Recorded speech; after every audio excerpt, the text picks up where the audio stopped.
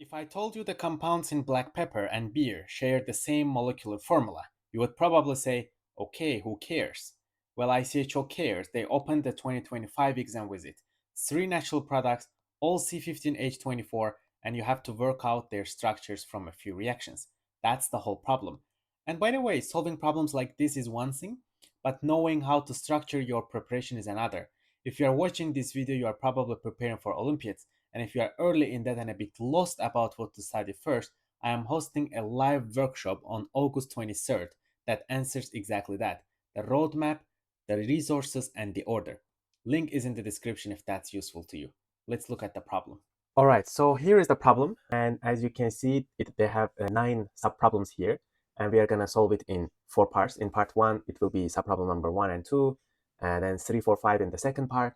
And subproblem 6, this scheme, part 3. And 7, 8, and 9, it's going to be our part 4. So let's start with the part 1, subproblem number 1 and 2. So as you can see here, it's a grading scheme. All IChO problems start like this. They have a total score, and for each subproblem, they basically divide those scores.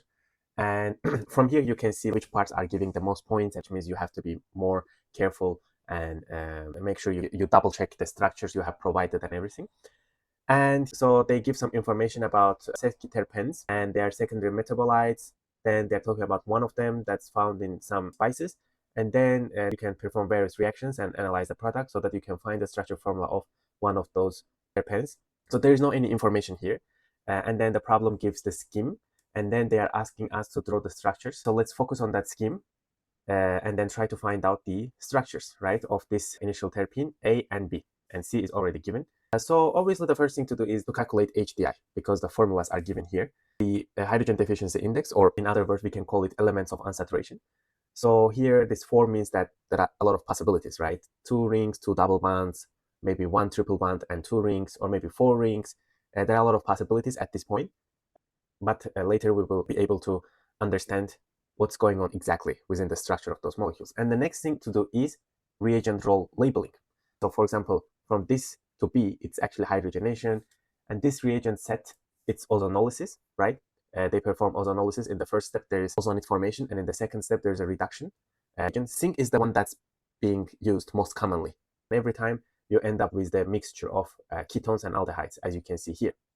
And then starting terpene to A, reagent set is hydroboration oxidation. In 2 steps, you are introducing basically hydrogen and OH across double bonds. So we basically know all of these reagents. So this scheme is much easier because there is no ambiguous reagent set. That will help us a lot. And then we only have like the formula information.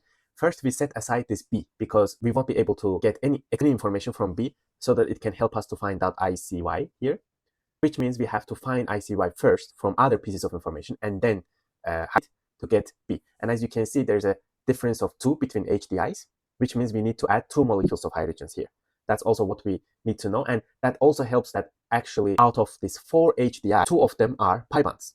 It could be either 1 triple bond that's being hydrogenated or 2 separate double bonds that can go to basically a saturated form. That's why we decrease our HDI and we increase the number of hydrogens like here, from 24 to 28.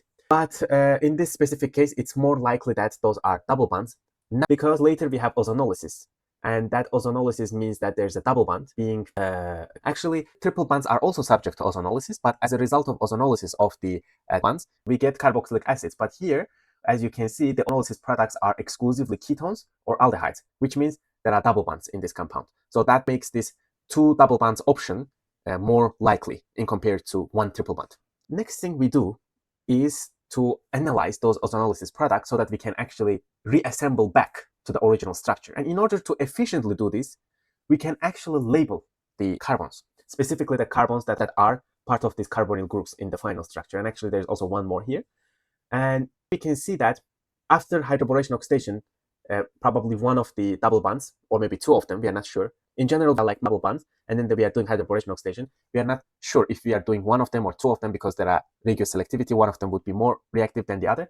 But specifically analyzing the molecular formula, we can see that the difference of the molecular formula of A and this ICY is just 1 H2O, like 24 hydrogen, 26, and 1 oxygen here. So that means only one of the double bonds we find in this compound has been subject to hydration via hydroboration oxidation. So keep the rest of the structure And the subsequent ozonolysis after hydroboration oxidation, ozonolysis product would be similar to this one because we have only got rid of one double bond through hydroboration oxidation. So that means this structure is going to be really similar to this one. So that's why I'm also labeling with the same. And I'm assuming that this carbon here is actually the same as this. This B is the same as this. And then there's this four membrane ring in the middle that helps us a lot. That basically allows us to track the carbon atoms in two different ozonolysis products.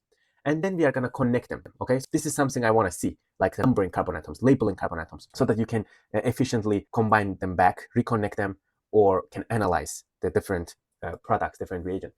So what are the possibilities here? The possibility one is that I'm connecting A and C because they are carbonyl carbons, which means in the original compound, they were connected via a double bond.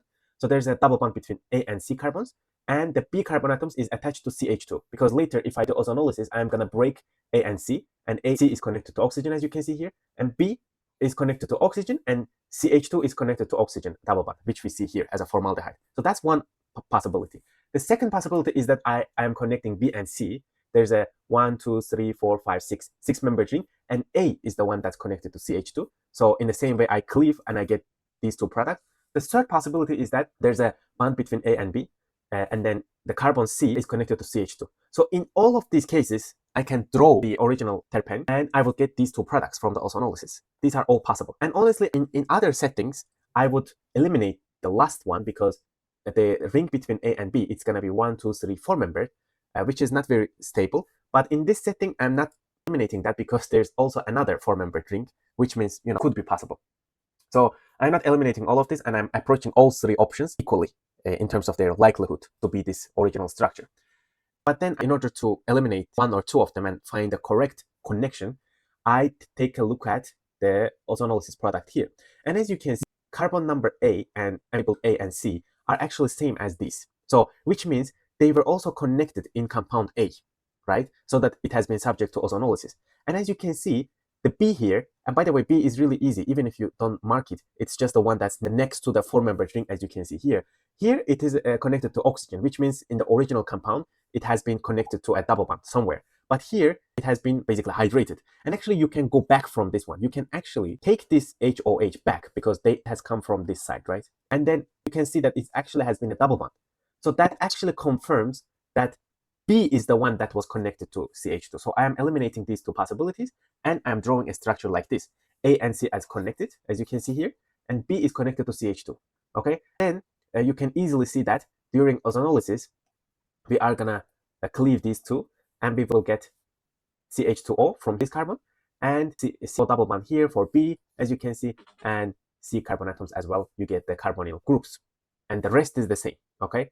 This is going to be the structure for IChO. From this ozonolysis product alone, we won't be able to propose this one, but based on the help from the structure of C, we find out that this is the final answer, unambiguously. Okay. And based on this, we can find out B, which is quite easy. We are just hydrogenating two bonds here. So this is the structure of B, just a simple hydrogenation. And how do we know that we both carbon-carbon double bond? Because of the HDI, because of the number of hydrogen atoms, the change in number of hydrogen atoms. It's from 24 to 28. So there are like small hydrogen, which means 2 molecules of H2, which means 2 carbon-carbon bonds are going to be hydrogenated. So this is the structure of B, and structure of A is quite easy to draw. Keep this in place because later it's going to be subject to ozonolysis. So in A to C, we are going to actually only apply ozonolysis to the double bond between A and C. And for B, it will be of addition. As you can see, this is like hydrogen will go to side, and OH will come to the side because of the Anton-Markovnikov addition. And that's basically subproblem 1.1. We find all structures. They're asking us that it's okay not to draw the stereochemistry, but we have shown it anyway because we don't lose anything, and also it's not that complicated to draw the stereochemistry. Here we see the selectivity of hydroboration oxidation, that it's not being applied to the bond between A and C. We already saw that from the molecular formula that only one H2O has been added across the carbon-carbon double bond, and that's the IChO one. Because when we draw the mechanism for hydroboration oxidation, in the first step, it's actually BH2 and hydrogen that's being added across the double bond. And as you remember, there are like steric and electronic factors. And that's why actually we end up with the Markovnikov product, like boron needs to be added to the less substitute side. And if you compare these two, this is tri-substitute alkene, and this is di-substitute alkene, and this is outside the ring. This is endo, and this is exo. So I am proposing that double bond is better exposed to hydroboration oxidation because of the sterics reason. So that's why we observe this radioselectivity. That's it. And in the next subproblem, they are asking us to circle the stereocenters and assign them R or S. So in this type of problem, again, it would be a good idea to mark those atoms. And as you can see, here we have like CH groups at the end and CH2 groups. They are never the chiral centers. And then sp2 hybridized carbon atoms, they are also not chiral centers. So that leaves us these 3 carbon atoms that we see here. So basically, I just show them that these are the carbon atoms that are chiral centers, and we are going to find R and S. And I would like to encourage you not to sign the R and S within the compound. Once you label the carbon atoms here, I want you to write the fresh carbon atom and then their surroundings like this. So for example, this is carbon A, right? As you can see here, and then it has like 2, 3 bonds like this, and then 1 hydrogen that's below and also behind the plane. So you basically translate this one, and it's very easy for you to label. This is carbon A, and we translate this here, and now we are gonna find out their priorities, okay? First, we can label that this hydrogen is 4 because that's really easy. And out of this 1 and 2 and 3, because they are all carbon atoms, right? We can actually decide, so we have to move on to their substituents, like to which other atoms they have been connected. And we find out that this carbon here is connected to 1, 2, 3 carbons. This is connected to 2 hydrogens and 1 carbon, and this connected to 2 carbons and 1 hydrogen. So I'm going to write them here. So this is connected to carbon, carbon, and this is connected to carbon, and this is connected to carbon. And as you can see, I am writing them from highest to the lowest atomic number that later I can compare. So out of these possibilities, this one beats. So this is carbon number 1, this is 2, and this is 3. Okay. And what do we do next? We are drawing an arrow from 1 to 2 to 3. And we see that this arrow is in the clockwise direction. So that's R, okay? The fourth priority atom, hydrogen, is on the back. So we keep our answer as R. So for carbon labeled as A, the absolute configuration is R. The next one is carbon B. And again, I'm translating the same environment to here. And then again, hydrogen is really easy to label as 4. And here again, this is CH2, this is CCH, and this is also CCH. So this side. So that helps me to label this one as carbon number 3. And in order to be able to find out between left and right, which one is 1 and 2, I have to move again. But actually, this is really easy to see that there's an oxygen here. And these are just carbons for these 2 carbon atoms. So that's going to be my number 1, and the left hand side will be my number 2. And then I'm going to draw an arrow like this. It's again clockwise, so it's R, but the lowest priority is on the front, so I'm switching my answer to S. So carbon labeled B is S configuration. And lastly, I have C. And again, it has this environment that I translated here to this new picture. And hydrogen is a fourth one. And then this is going to be 1 for the same reason, because it's directly connected to oxygen. It beats all the other one. And this is 3. And then I have this one counterclockwise. It's S. But because lowest priority is on the front, I'm changing my answer to R. So these 3 stereocenters, A, B, C, labeled here, and they are R, S, and R. Now we are done with subproblem number 1 and 2, and this is the end of part 1, and we can continue with part 2. Here we are given the scheme, and before the scheme, it just says that chlorine can be synthesized from ICY under acid catalysis, and then synthesis is shown here, and then they're asking us to draw the E and F. So there's no any useful information, so let's focus on the synthesis. There is only one formula given for E, so we can calculate the HD of E, which is 5 here. There are like elements of unsaturation. And for the reagent labeling, there's like class here, that could be basically anything. So this setting, we can narrow it down, but in general, it could catalyze many things, the hydrogen plus. Lithium aluminum hydride is for sure that it facilitates the reduction. And here in this specific setting, we can assume that hydrogen plus here is hydrolysis. So basically this ester that we see here can go to carboxylic acid. But let's see what has changed from D to E. But even before that, it would be a good idea to calculate the HDF. There are like rings and 1 double bond, 1 double bond. And D has 13 carbon atoms, if we count, and 3 oxygens you see here. So it loses 1 carbon and 1 oxygen when you go from D to E. So if you just combine all of this, the net change is the introduction of 1 HDI, because you increase from 4 to 5, with the simultaneous loss of 1 carbon and 1 oxygen. And this 1 carbon and 1 oxygen is almost surely due to the loss of methoxy group that we see here. Okay, this is surely transesterification. Okay, yes, we hydrolyze it, but we are not hydrolyzing it with water. We are hydrolyzing it with another OH, and you get this compound. And this fits all the description. There are 2 oxygens because we are losing 1 of them. There's like 1 less carbon. This is 13 carbon atoms. This is 12 carbon atoms. And HDI here, 5, because we are introducing 1 new ring. And that new ring is called lactone. We call cyclic esters lactone. And specifically in this case, this is called gamma lactone. But ester is actually COOH, combination of carboxylic acid and alcohol. So we label this as, not just in the context of lactone naming, but in general, the carbon that's next to CO double bond is alpha, and then there's beta, and then here it's gamma. So it's actually the hydroxyl group that's on the gamma carbon atom that's connected to carbonyl. If someone asks you to draw delta lactone or beta lactone, so you should be able to draw them just by following this convention. So this is specifically called, I'm not saying that the entire structure, but this ring you see here is called gamma lactone. And then the next is quite easy. Lithium aluminum hydride is just going to reduce the ester, and you will end up with 2OH that you see here. So basically, we just find out the structure of E and F. And that's actually the end of subproblem number 3. But you can actually think about it like there are like 1, 2, 3, 4 steps from D to H. Why not just hydrolyze ester? If you hydrolyze ester, you can go from this ester to carboxylic acid and then oxidize this H, this alcohol, and you will get, right, maybe in the 2 steps. This is not the part of the problem, but it's a really good idea we can get to H from D in other alternative pathways. So this idea that we can actually hydrolyze ester and oxidize alcohol in just 2 steps and to get this, that sounds good, but the potential practical problem associated with this would be that the ester hydrolysis is reversible, right, in acidic environment, because if you try to hydrolyze, you will get rid of methoxy group, right? But then that methanol and this carboxylic acid, we can react together to get ester again. Or what you can do is you can actually protect alcohol with like cis protecting groups. Then you can reduce the ester, just like you do with lithium aluminum hydride. The reason why we are protecting alcohol is because we don't want this lithium aluminum hydride to be wasted with OH proton, because they are sensitive to protons. So we can protect this alcohol, lithium aluminum hydride reduction of ester to CH2OH, and then deprotect alcohol and oxidize both. Or maybe you don't need to protect it. You can just take excess lithium aluminum hydride, because if you remember, lithium aluminum hydride can reduce carboxylic acid. And what happens when it reduces carboxylic acid? The first molecule of lithium aluminum hydride is kind of for acid-base reaction between COOH and lithium aluminum hydride. And then the second molecule reduces the carboxylic acid to alcohol. So you can do the same here. You can have excess lithium aluminum hydride. The first molecule will be kind of this OH, but the second molecule will reduce this to all the way to CH2OH, and then you can have all lithium here, and also all lithium here, and then hydrogen plus. You can get this one actually again, and then you can just oxidize them directly. You can actually go from here to here directly, just by sodium dichromate. It will oxidize the secondary alcohol to ketone, and it will oxidize the primary alcohol all the way to the carboxylic acid. So you can do that in the insert steps as well. But apparently this one has been selected in the original paper, conduct the transformation from D to H. Okay, we are done with subproblem 3, and we are moving on to subproblem number 4 and 5. And here, basically, they are asking us to find out the suitable reagents for 1 and 2, as you can see here, from F to G to H, and F we already found out. So what happens from F to G is that we are oxidizing the secondary alcohol that you see here to ketone while leaving the primary alcohol as it is.